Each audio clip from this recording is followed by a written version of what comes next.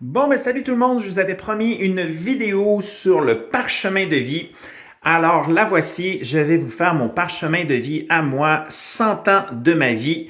Et puis vous allez voir que c'est pas si compliqué. La première chose à faire, c'est mettre notre année de naissance ici, 1973, et en dessous dans la même colonne, mettre évidemment 10 ans plus tard, 1983, 93, 2003, 2013, 2023, 2033, on est dans mon futur, 2043, 2053, 2063.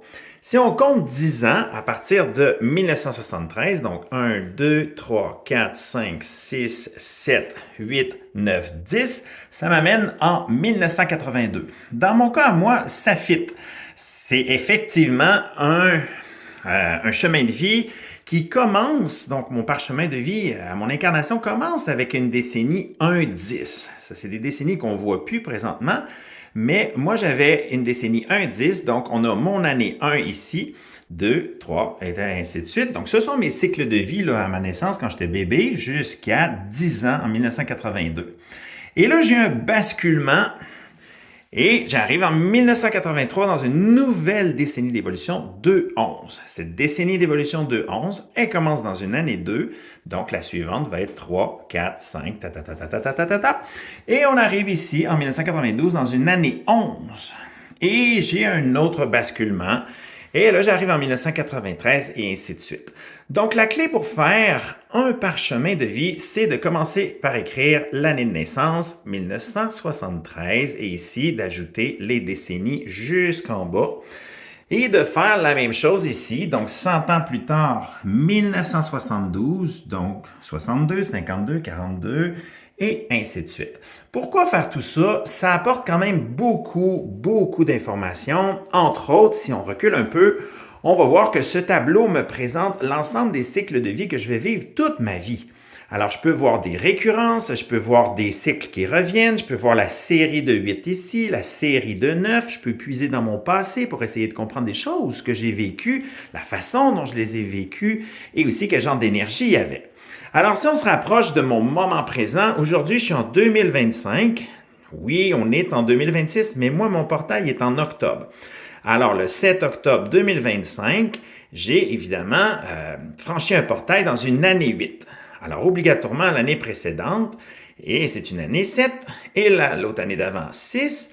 Et là, je peux voir que je suis dans une décennie 6-15, donc la dernière année de ma décennie va être obligatoirement 15. Et là, je vais avoir en 2032, le 7 octobre 2032, un basculement qui va m'amener à 2033 dans une nouvelle décennie d'évolution 7-16.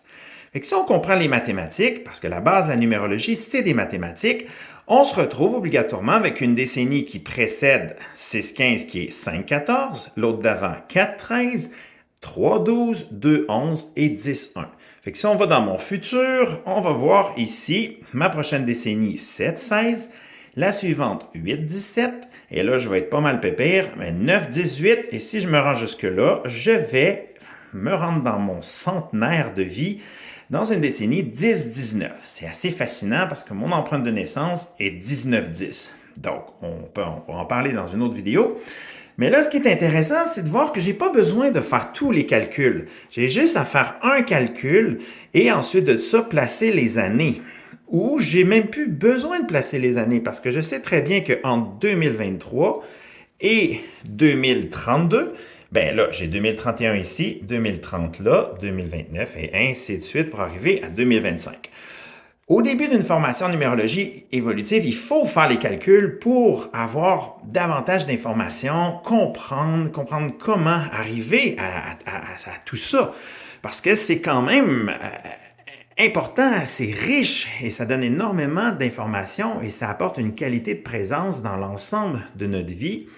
Et une fois qu'on a compris, on n'a pas besoin de faire tous les calculs. On peut mémoriser les schémas et comprendre, dans mon cas ici, que si j'ai une année 8 là, ben probablement que la décennie précédente, j'ai aussi eu une année 8, mais où était-elle? Elle était ici. Mais c'est quoi cette année-là? Ben, j'ai juste à aller ici, à faire 2013, 2014, 2015, 2016.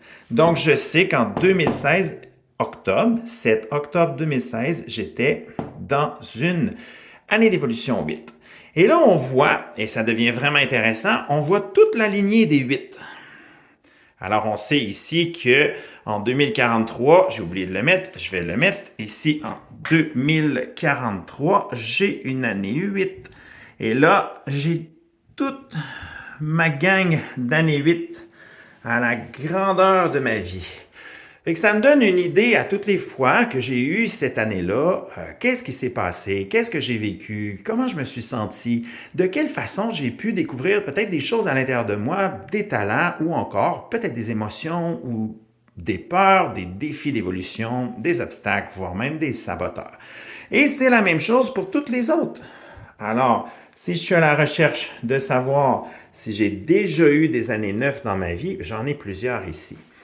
Et si je regarde aussi toutes mes années 10, et c'est souvent des années où je réussis beaucoup de choses, et je lance des entreprises, et puis finalement, le nombre 10, il me parle beaucoup, surtout que moi, j'ai une empreinte de naissance 19-10. Alors, le 10 est quand même vraiment important. Le 19, je vais le vivre vraiment à la fin de ma vie. Hein? Je vais probablement plus d'ici. Alors, ce qui devient un marqueur important pour mon incarnation, c'est la combinaison des 10. Donc, le 10 qui va revenir en 1982, ici en 91, ici en 2000 et ainsi de suite. Alors, peut-être pour faire ce tableau au début, on peut toutes les mettre, les dates. Peut-être qu'on peut faire avec une certaine recherche pour mieux se comprendre. Mais au bout d'un temps, vous allez voir, les schémas mathématiques se répètent et ils se répètent pour tout le monde. Ce sont les mêmes pour tout le monde. La seule chose, c'est qu'on n'est pas à la même place. Moi, je suis ici, mais quelqu'un d'autre peut être là, quelqu'un d'autre peut être là, quelqu'un d'autre peut être ici. Alors, c'est cette forme de recherche, cette forme d'observation de soi à travers les mathématiques d'un parchemin de vie. C'est vraiment intéressant et je t'invite à le faire et puis à prendre le temps avec de la patience et de la concentration pour le faire au moins une fois avec toi et ensuite peut-être le faire avec d'autres personnes autour de toi. À un moment dans ta pratique, que ce soit une pratique professionnelle ou encore une pratique personnelle avec la numérologie évolutive, tu vas voir que tous ces schémas, mais tu vas les reconnaître et tu vas voir que ce sont des suites qui reviennent et tu ne vas pas nécessairement avoir le besoin de tout calculer tout le temps. Il va y avoir une logique. Et là, quand quelqu'un s'intéresse, par exemple, dans mon cas, c'est quand la prochaine fois que j'ai une année 13, parce que ça semble être une année où je change beaucoup de choses dans ma vie, là, j'ai un repère. Alors, je peux te dire, OK, 2042, wow, c'est vraiment trop loin. Est-ce que j'en ai une autre avant? Oups, j'en ai une ici. Oh, ça, c'est intéressant.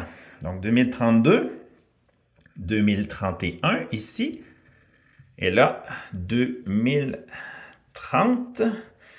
Ça veut dire que moi, mon année personnelle, 13, va commencer en octobre 2030.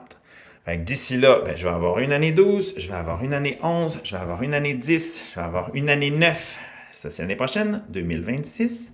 Alors ici, on aurait 2027 et 2028, 2029 et 2030. Voilà. Mais si je me pose la question, c'est quand, moi, la dernière fois que j'ai eu une année 13? Juste ici. Et c'était quand? C'était en 2021. Octobre, toujours, 07, mon portail. Et là, je peux me dire, mais oui, mais j'en ai-tu eu avant ça? Moi, des années 13, oui, il y en a une ici. Là, c'est facile, c'est marqué 2012. Donc, le 7 octobre 2012, j'entrais dans une année 13. Et ensuite, j'en ai vécu une deuxième et là, j'en ai une troisième qui s'en vient en 2030. Alors ça me donne pas mal d'indices pour pouvoir vivre l'expérience de la conscience, de mes cycles de vie et d'aller rechercher dans les enseignements de la formation tout ce qui peut m'être utile pour grandir en beauté, en force et en sagesse. Voilà, belle journée à toi!